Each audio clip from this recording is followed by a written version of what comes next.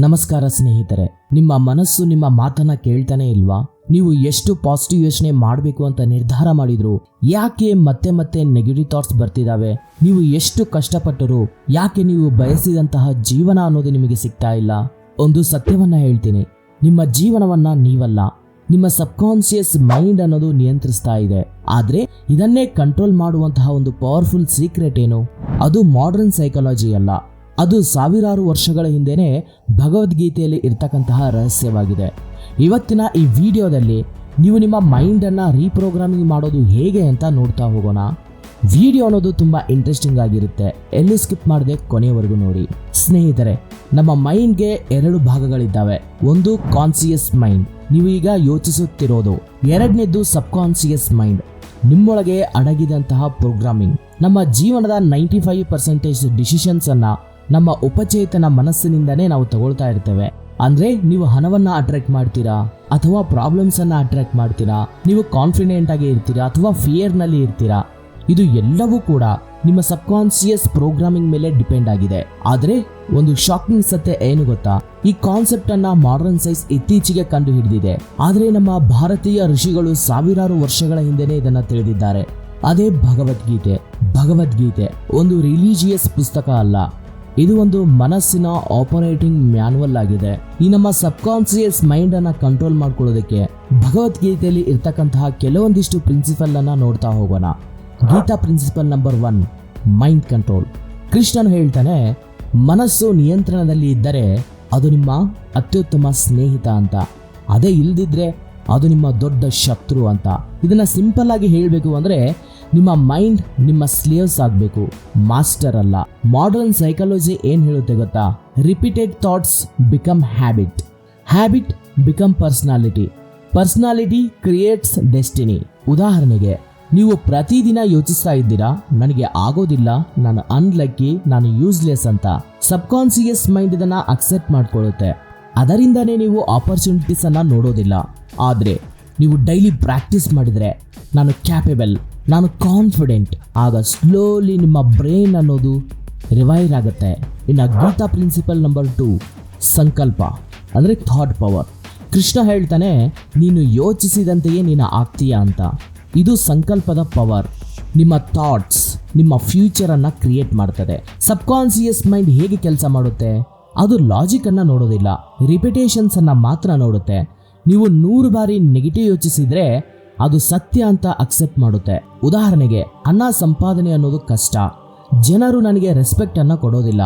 ಈ thoughts repeated ಆಗಿದ್ರೆ ನಿಮ್ಮ ಸಬ್ಕಾನ್ಶಿಯಸ್ ಮೈಂಡ್ ಅದನ್ನ ಬಿಲೀಫ್ ಮಾಡುತ್ತೆ.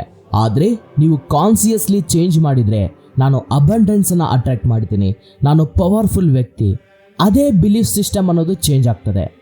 ಗೀತಾ ಪ್ರಿನ್ಸಿಪಲ್ ನಂಬರ್ 3, ಡಿಟ್ಯಾಚ್ಮೆಂಟ್, ವೈರಾಗ್ಯ. ನಮ್ಮ ಬಿಗ್ಗೆಸ್ಟ್ ಪ್ರಾಬ್ಲಮ್ ಏನು ಗೊತ್ತಾ ಸ್ನೇಹಿತರೆ? ಅಟ್ಯಾಚ್ಮೆಂಟ್. ರಿಸಲ್ಟ್ ಮೇಲೆ ಅಟ್ಯಾಚ್ಮೆಂಟ್, ರಿಲೇಶನ್ಶಿಪ್ ಮೇಲೆ ಓವರ್ ಎಕ್ಸ್ಪೆಕ್ಟೇಷನ್ಸ್, ಮನಿ ಮೇಲೆ ಫಿಯರ್. ಕೃಷ್ಣ ಏನು ಹೇಳ್ತಾನೆ ಗೊತ್ತಾ? ಫಲದ ಮೇಲೆ ಅಂಟಿಕೊಳ್ಳಬೇಡ ಅಂತ. ಇದಕ್ಕೆ ರೀಸನ್ ಏನು ಗೊತ್ತಾ? ಅಟ್ಯಾಚ್ಮೆಂಟ್ ಫಿಯರ್ ಅನ್ನ ಕ್ರಿಯೇಟ್ ಮಾಡ್ತದೆ. ಫಿಯರ್ ಸಬ್ಕಾನ್ಶಿಯಸ್ ಮೈಂಡ್ ಅನ್ನ ಬ್ಲಾಕ್ ಮಾಡ್ತದೆ. ಉದಾಹರಣೆಗೆ, ನನಗೆ ಜಾಬ್ ಸಿಗಬೇಕು, ಇಲ್ದಿದ್ರೆ ಲೈಫೇ ಮುಗೀತು. ಈ ಥಾಟ್ ಆಂಗ್ಸೈಟಿಯನ್ನು ಕ್ರಿಯೇಟ್ ಮಾಡುತ್ತೆ. ಆದ್ರೆ ನೀವು ಡಿಟ್ಯಾಚ್ ಆದ್ರೆ, ನಾನು ಎಫರ್ಟ್ ಮಾಡ್ತೀನಿ, ಫಲ ಅನ್ನೋದು ಆಟೋಮೆಟಿಕ್ ಆಗಿ ಬರ್ತದೆ. ಆವಾಗ ಮೈಂಡ್ ಅನ್ನೋದು ತುಂಬಾ ಪ್ರಶಾಂತವಾಗಿರ್ತದೆ, ಸಬ್ಕಾನ್ಶಿಯಸ್ ಮೈಂಡ್ ಅನ್ನೋದು ಓಪನ್ ಆಗಿರ್ತದೆ. Gita principle number 4, action without fear. ಕೃಷ್ಣನು ಕರ್ಮಯೋಗದಲ್ಲಿ ಹೇಳ್ತಾನೆ, ಆಕ್ಷನ್ ಅನ್ನ ತಗೋ, ಫಿಯರ್ ಇಲ್ದೇನೆ. ಯಾಕೆ ಗೊತ್ತಾ? Action destroys fear programming. ನೀವು ಪ್ರೊಕ್ರಾಸ್ಟಿನೇಟ್ ಮಾಡಿದ್ರೆ ನಿಮ್ಮ ಸಬ್ಕಾನ್ಶಿಯಸ್ ಮೈಂಡ್ ಏನನ್ನ ಲರ್ನ್ ಮಾಡ್ತದೆ? ನಾನು ವೀಕ್, ನಾನು ಅವಾಯ್ಡ್ ಮಾಡ್ತೀನಿ. ಆದ್ರೆ ನೀವು ಆಕ್ಷನ್ ಅನ್ನ ತಗೊಂಡ್ರೆ, ನಾನು ಬೋಲ್ಡ್, ನಾನು ಕ್ಯಾಪೇಬಲ್. ಉದಾಹರಣೆಗೆ, ಪಬ್ಲಿಕ್ ಸ್ಪೀಕಿಂಗ್ ಫಿಯರ್ ಅನ್ನೋದು ಇದೆ ಅಂತ ಅನ್ಕೊಳ್ಳೋಣ. ನೀವು ಅವಾಯ್ಡ್ ಮಾಡಿದ್ರೆ ಫಿಯರ್ ಅನ್ನೋದು ಗ್ರೋತ್ ಆಗ್ತದೆ. ಅದೇ ನೀವು ಟ್ರೈ ಮಾಡಿದ್ರೆ ಕಾನ್ಫಿಡೆನ್ಸ್ ಅನ್ನೋದು ಗ್ರೋತ್ ಆಗ್ತದೆ. ಇವಾಗ ಮೋಸ್ಟ್ ಇಂಪಾರ್ಟೆಂಟ್ ಪಾರ್ಟಿಗೆ ಬರೋಣ, ಪ್ರಾಕ್ಟಿಕಲ್ ಟೆಕ್ನಿಕ್. ಅಂದ್ರೆ ನಿಮ್ಮ ಡೈಲಿ ರೊಟೀನಲ್ಲಿ ಈ ಅಭ್ಯಾಸವನ್ನ ಅಳವಡಿಸ್ಕೊಳ್ಳಿ. ನಿಮ್ಮ ಸಬ್ಕಾನ್ಶಿಯಸ್ ಮೈಂಡ್ ಪ್ರೋಗ್ರಾಮ್ ಮಾಡುವಂತಹ ಡೈಲಿ ರೊಟೀನ್ ಪ್ಲಾನ್ ಇದು. ಬೆಳಿಗ್ಗೆ ಎದ್ದ ತಕ್ಷಣ ಮಾರ್ನಿಂಗ್ ಪ್ರಾಕ್ಟೀಸ್ 10 ರಿಂದ 15 ನಿಮಿಷ.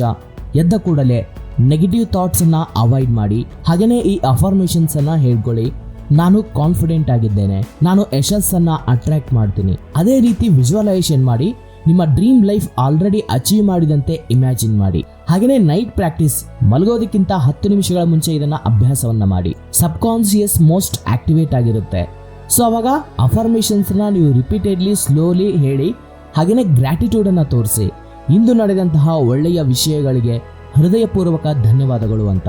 ಇನ್ನು ಮೆಡಿಟೇಷನ್ ಮಾಡುವಂತಹ ಮೆಥಡ್ಗೆ ಬಂದರೆ 5 ರಿಂದ 10 ನಿಮಿಷ ಪ್ರತಿನಿತ್ಯ ನೀವು ಬ್ರೀತ್ ಮೇಲೆ ಫೋಕಸ್ ಮಾಡಿ. ಥಾಟ್ಸ್ ಬಂದರೂ ಕೂಡ ಅದ್ರ ಜೊತೆ ಫೈಟ್ ಮಾಡಬೇಡಿ. ಆ ಥಾಟ್ಸನ್ನು ಜಸ್ಟ್ ಸಾಕ್ಷಿಯ ಭಾವದಿಂದ ಗಮನಿಸಿ.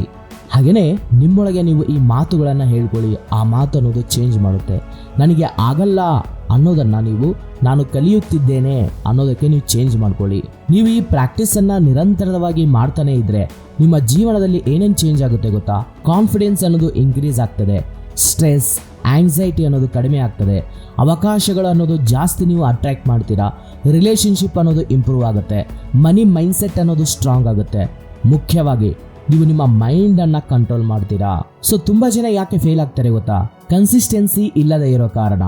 ಹಾಗೆಯೇ ನೆಗೆಟಿವ್ ಎನ್ವೈರ್ಮೆಂಟಿಂದ, ಡೌಟಿಂದ, ಓವರ್ ಥಿಂಕಿಂಗಿಂದ, ಇನ್ಸ್ಟಂಟ್ ರಿಸಲ್ಟ್ ಎಕ್ಸ್ಪೆಕ್ಟ್ ಮಾಡುವುದರಿಂದ. ನೆನ್ಪಿಟ್ಕೊಳ್ಳಿ, ಇದು ಮ್ಯಾಜಿಕ್ ಅಲ್ಲ, ಇದು ಟ್ರೈನಿಂಗ್. ಒಂದು ಮಾತನ್ನ ನೆನ್ಪಿಟ್ಕೊಳ್ಳಿ ಸ್ನೇಹಿತರೆ, ನಿಮ್ಮ ಜೀವನ ನಿಮ್ಮ ಮನಸ್ಸಿನ ಪ್ರತಿಬಿಂಬ. ನೀವು ನಿಮ್ಮ ಸಬ್ಕಾನ್ಸಿಯಸ್ ಅನ್ನ ಚೇಂಜ್ ಮಾಡಿದ್ರೆ ನಿಮ್ಮ ರಿಯಾಲಿಟಿ ಅನ್ನೋದು ಚೇಂಜ್ ಆಗ್ತದೆ. ಸೊ ಇವತ್ತೇ ಸ್ಟಾರ್ಟ್ ಮಾಡಿ. ನಿಮ್ಮ ಥಾಟ್ಸ್ ಅನ್ನ ಚೇಂಜ್ ಮಾಡಿ. ನಿಮ್ಮ ಡೆಸ್ಟಿನಿ ಅನ್ನೋದು ಚೇಂಜ್ ಆಗುತ್ತೆ. ಸೊ ಸ್ನೇಹಿತರೆ, ಇದಾಗಿತ್ತು ಇವತ್ತಿನ ವಿಡಿಯೋ. ಇವತ್ತಿನ ಈ ವಿಡಿಯೋ ನಿಮಗೆ ಸ್ವಲ್ಪನಾದರೂ ವ್ಯಾಲ್ಯೂ ಆ್ಯಡ್ ಮಾಡಿದರೆ ಈ ವಿಡಿಯೋವನ್ನು ಲೈಕ್ ಮಾಡಿ. ಹಾಗೆಯೇ ನಮ್ಮ ಚಾನಲ್ಗೆ ಸಬ್ಸ್ಕ್ರೈಬ್ ಮಾಡಿ. ನಿಮ್ಮ ಎಕ್ಸ್ಪೀರಿಯನ್ಸನ್ನು ಕಾಮೆಂಟ್ನಲ್ಲಿ ಶೇರ್ ಮಾಡ್ಕೊಳ್ಳಿ. ಸೊ ಈ ನಾಲೆಜ್ ಇನ್ನೊಬ್ಬರಿಗೂ ಕೂಡ ಸಹಾಯ ಆಗ್ಬೋದು. ಆದ್ದರಿಂದ ಈ ವಿಡಿಯೋವನ್ನು ನಿಮ್ಮ ಸ್ನೇಹಿತರಿಗೂ ಕೂಡ ಶೇರ್ ಮಾಡಿ. ನೀವು ಚೇಂಜ್ ಆದರೆ ನಿಮ್ಮ ಲೈಫ್ ಮಾತ್ರ ಅಲ್ಲ, ನಿಮ್ಮ ಫ್ಯೂಚರ್ ಕೂಡ ಚೇಂಜ್ ಆಗುತ್ತೆ ಅಂತ ಹೇಳ್ತಾ ಇವತ್ತಿನ ಈ ವಿಡಿಯೋವನ್ನು ಮುಗಿಸ್ತಾ ಇದ್ದೀನಿ. ಮತ್ತೊಂದಿನ ಮತ್ತೊಂದು ಹೊಸ ಟಾಪಿಕ್ ಜೊತೆ ನಿಮ್ಮ ಮುಂದೆ ಇರ್ತೀನಿ. ನಿಮ್ಮ ಸಹೋದರ. Thank you for watching this video. ಜೈ ಹಿಂದ್.